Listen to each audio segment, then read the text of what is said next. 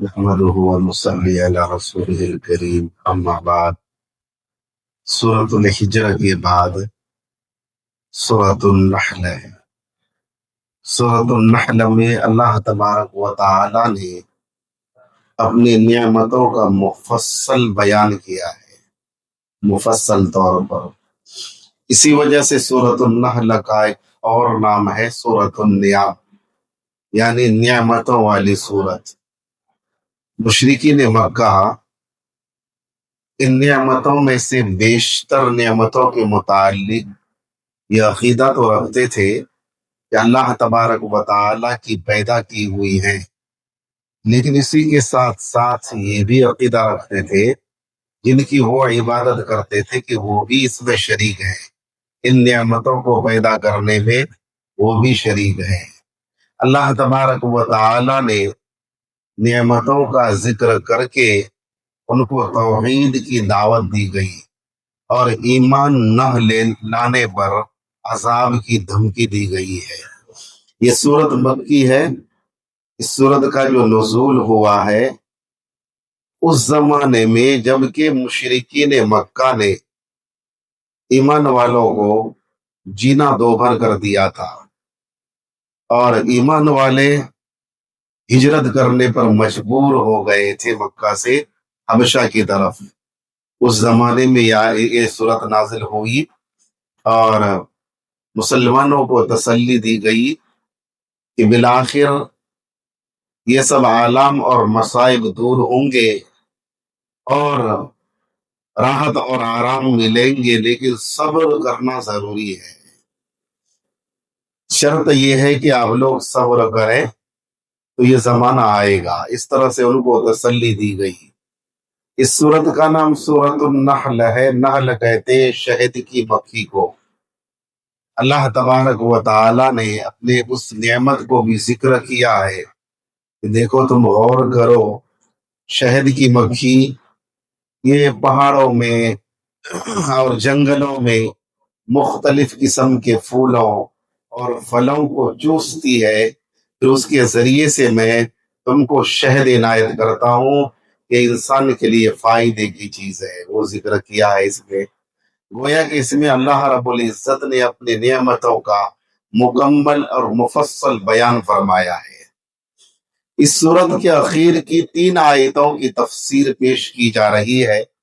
آیت نمبر 126، 127 اور 128۔ ان تینوں آیت کریمہ کے اندر یعنی وَإِنْ عَاقَبْتُمْ فَعَاقِبُوا بِمِثْلِ مَا عُوقِبْتُمْ بِهِ وَلَئِنْ صَبَرْتُمْ لَهُوَ خَيْرٌ لِلصَّابِرِينَ وَاصْبِرْ وَمَا صَبْرُكَ إِلَّا بِاللَّهِ وَلَا تَحْزَنْ عَلَيْهِمْ وَلَا تَكُ فِي ضَيْقٍ مِّمَّا يَمْكُرُونَ إِنَّ اللَّهَ مَعَ الَّذِينَ اتَّقَوْا وَالَّذِينَ هُمْ مُحْسِنُونَ۔ یہ سورۃ النحل کے اخیر کی 3 آیتیں ہیں۔ ان آیتوں کے اندر داعیان حق کی دعوت دینے والوں کو ایک خاص ہدایت کی گئی ہے۔ وہ یہ ہے کہ بعض مرتبہ داعیان حق کو ایسے جاہل، سخت قسم کے جاہلوں سے سبقہ پڑتا ہے کہ ان کو کتنی ہی نرمی کے ساتھ سمجھایا جائے، بتایا جائے، خیر خواہی کے ساتھ بتایا جائے، لیکن وہ مشتعل ہو جاتا ہے، زبان درازی کرنے لگتا ہے اور زبان درازی کر کے ایذا پہنچاتا ہے، تکلیف پہنچاتا ہے۔ ایسا ہوتا ہے، بعض جاہل بڑے ہڑ دڑم ہوتے ہیں اور اتنے سخت قسم کے ہوتے ہیں کہ آپ ان کو سمجھاؤ حق بات، یہ حق ہے، یہ ناحق ہے، یہ شریعت کے مطابق ہے، یہ شریعت کے خلاف ہے، وہ سمجھے گا نہیں، الٹے وہ مشتعل ہو جائے گا، آپ ہی کو غلط بنا دے گا، آپ کو ہی غلط بنا دے گا۔ آپ بتاؤ ان کو ایسا ایسا ہوا، ایسا حق ہے، ایسا صحیح ہے، یہ درست ہے، تو آپ کو ہی غلط بنا دے گا، آپ کے اوپر ہی ڈال دے گا۔ تو ایسا ہوتا ہے، سخت قسم کا جاہل، یہ نرا جاہل ہے ایسا آدمی۔ تو ایسے لوگوں سے کبھی کبھی سابقہ پڑتا ہے۔ تو اس میں داعیان حق کو ہدایت کی گئی ہے کہ وہ مشتعل ہو جاتا ہے، زبان درازی کر کے تکلیف پہنچاتا ہے، بعض مرتبہ تو مارنے بھرنے پر آ جاتا ہے، جانی نقصان یہ بھی پہنچا دیتا ہے، بعض مرتبہ قتل کرنے تک اس سے بھی باز نہیں آتا ہے۔ تو دین حق کی دعوت دینے والوں کو ایسے وقت میں کیا کرنا چاہیے؟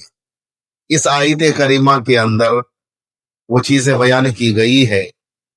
کہ وَإِنْ عَاقَبْتُمْ فَعَاقِبُوا بِمِثْلِ مَا عُوقِبْتُمْ بِهِ، داعیان حق کو اگر تکلیف پہنچائی گئی، ایذا پہنچایا گیا، جسمانی یا مالی نقصان پہنچایا گیا، تو اللہ تبارک و تعالی نے اس کو بھی یہ حق دیا ہے، اللہ نے یہ حق دیا ہے کہ ان سے بدلہ لے لے، جتنا نقصان پہنچایا ہے اتنا بدلہ لے لے، شرط یہی ہے برابر سرابر بدلہ ہو، مقدار ظلم سے زیادہ نہ ہو، یہ شرط ہے، تو بدلہ لینے کا حق دیا ہے قرآن کریم نے۔ لیکن پھر اخیر آیت میں اللہ کے حبیب صلی اللہ علیہ وسلم کو یہ کہا گیا کہ اگر آپ بدلہ نہ لیں، انتقام نہ لیں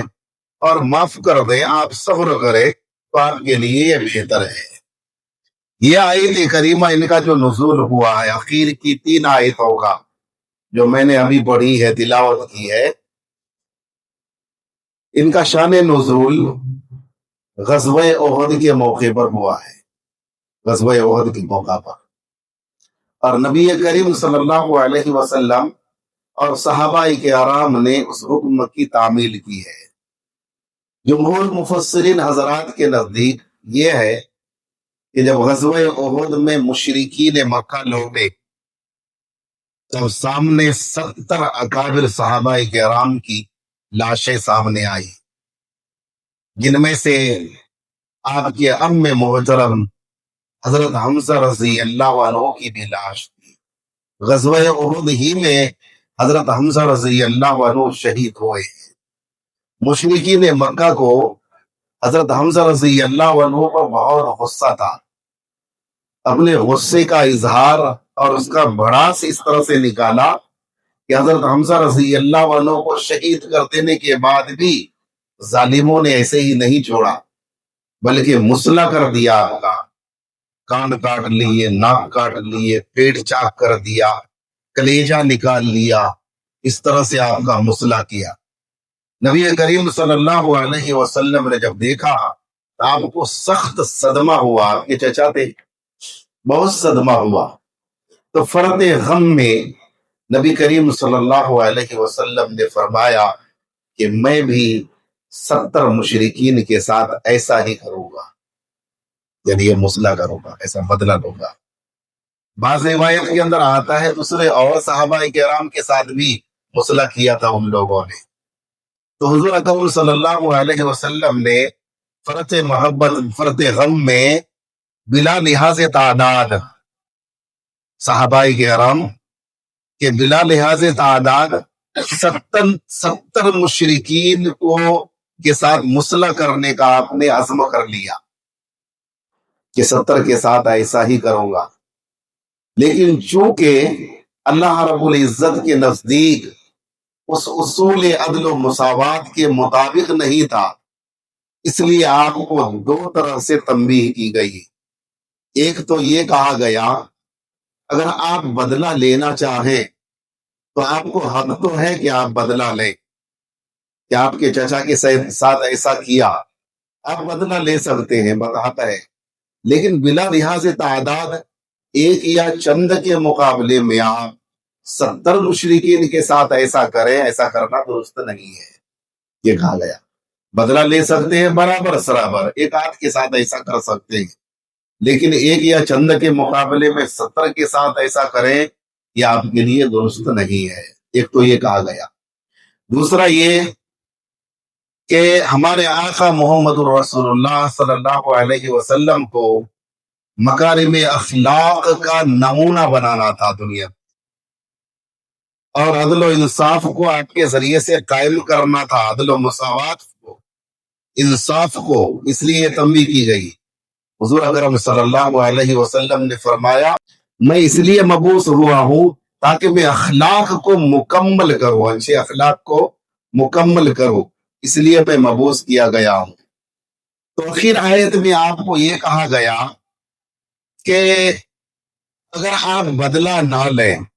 ان مجرموں کو آپ چھوڑ دیں، معاف کر دیں، ان کے ساتھ اچھا سلوک کرے تو یہ آپ کے لیے بہتر ہے۔ جب یہ آیت کریمہ نازل ہوئی تو حضور اکرم صلی اللہ علیہ وسلم نے فرمایا اللہ تبارک و تعالی نے میرے لیے صبر کرنے کو بہتر قرار دیا ہے، اس لیے میں بدلہ نہیں لوں گا، میں صبر ہی کرتا ہوں۔ چنانچہ فتح مکہ کے موقع پر وہ تمام مشرکین حضور اکرم صلی اللہ علیہ وسلم اور صحابہ کرام کے قبضے میں آ گئے تھے۔ اگر آپ چاہتے تو آپ بدلہ لے لیتے، اس ارادے کو پورا فرماتے، لیکن آپ نے اس ارادے کو پورا نہیں فرمایا۔ غزوہ احد ہی کے موقع پر آپ نے اس ارادے کو چھوڑ دیا تھا کہ میں صبر ہی کرتا ہوں، انتقام نہیں لوں گا، کسی سے بدلہ نہیں لوں گا، اس لیے اس موقع پر بھی آپ نے انتقام نہیں لیا، حالانکہ قبضے میں آ گئے تھے سب کے سب۔ آپ چاہتے تو اس ارادے کو پورے فرما دیتے، لیکن چھوڑ دیا آپ نے، جو ہے ایک کے ساتھ بھی ایسا معاملہ نہیں کیا، بلکہ آپ نے صبر ہی اختیار فرمایا۔ یہی وجہ ہے کہ بعض مفسرین حضرات فرماتے ہیں ان تینوں آیت کریمہ کے نزول کے متعلق یہ فتح مکہ کے موقع پر نازل ہوئی ہے، لیکن بعض حضرات فرماتے ہو سکتا ہے کچھ بعید نہیں اس کا نزول 2 مرتبہ ہوا ہو، ایک تو غزوہ احد کے موقع پر اور ایک فتح مکہ کے موقع پر دوسرے مرتبہ پھر مکرر اس کا نزول ہوا۔ اس آیت کریمہ کے اندر اللہ رب العزت نے قانون بتایا ہے، ایک قانون ہے، وَإِنْ عَاقَبْتُمْ فَعَاقِبُوا بِمِثْلِ مَا عُوقِبْتُمْ بِهِ وَلَئِنْ صَبَرْتُمْ لَهُوَ خَيْرٌ لِلصَّابِرِينَ۔ وہ یہ ہے کہ برابر سرابر بدلہ لینے کا قانون۔ اسی لیے فقہاء کرام فرماتے ہیں اگر کسی نے کسی کو قتل کر دیا تو اس کے بدلے میں قاتل کو بھی قرآن کریم کا حکم یہ ہے کہ قتل کر دو، یہ قانون ہے، شریعت کا بتا رہا ہوں، ملک کا نہیں، شریعت کا یہ قانون۔ کسی نے کسی کو قتل کیا تو قرآن کریم اور شریعت کا یہ حکم ہے کہ اس کو بھی اس کے بدلے میں قتل کیا جائے گا۔ اگر کسی نے کسی کا پہلے ہاتھ پیر کاٹا پھر قتل کیا تو مقتول کے ولی کو یہ حق ہوگا کہ پہلے قاتل کے ہاتھ اور پاؤں کو کاٹے پھر اس کو قتل کرے، برابر سرابر کا۔ لیکن اگر کسی نے پتھر مار کر زخمی کیا ہے یا تیر سے زخمی کر کے مارا ہے، قتل کیا ہے، تو ایسی صورت میں نوعیت قتل کی تعین مشکل ہے کہ کتنی ضربوں سے مارا ہے یا کہ مقتول کو کتنی تکلیف ہوئی، اس کا کوئی پیمانہ اور حساب نہیں ہے۔ تو ایسی صورت میں کہا گیا کہ ان کو پھر تلوار ہی کے ذریعے سے قتل کیا جائے گا، یہ بیان کیا ہے۔ یہ شرعی قانون ہے، ملک کا قانون نہیں، ہمارے ملک کا الگ قانون ہے، قرآن کریم کا ہی قانون۔ اسی طرح سے ان آیات کریمہ کا جو نزول ہوا ہے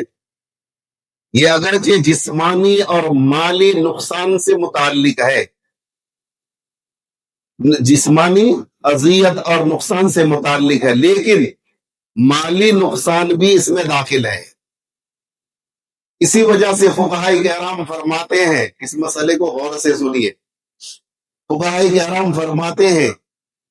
اگر کسی نے کسی کا مال غصب کر لیا یا چھین کر لے لیا یا چوری کر کے لے لیا، اب پہلے شخص کو یہ حق حاصل ہے کہ وہ بھی اس سے اپنا مال،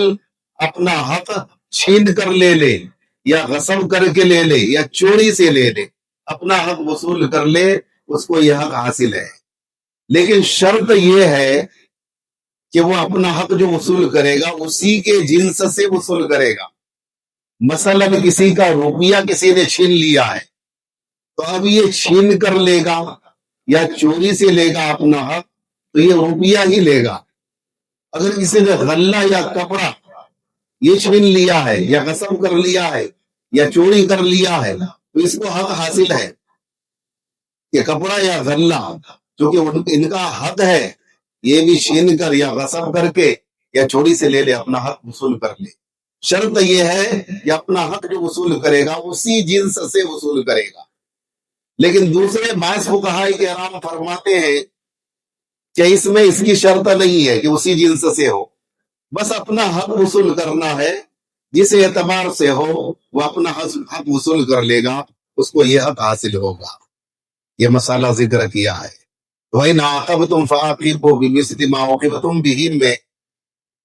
ایک عام قانون بیان کیا گیا، سب مسلمانوں کے لیے برابر سرابر۔ اس کے بعد پھر دوسری آیت کے اندر ہمارے آقا محمد رسول اللہ صلی اللہ علیہ وسلم کو خاص خطاب کیا گیا ہے، اور آپ کو یہ کہا گیا کہ آپ کی شان کریمی اور بلند مرتبہ کے لیے دوسروں کے بنسبت یہ زیادہ موزوں اور مناسب ہے کہ آپ انتقام نہ لیں، آپ صبر کریں، آپ بدلہ نہ لیں، یہ آپ کے لیے زیادہ مناسب ہے۔ آپ صبر کریں گے، اللہ تبارک و تعالی مدد کرے گا، اللہ کی مدد سے آپ کے لیے صبر کرنا آسان ہوگا۔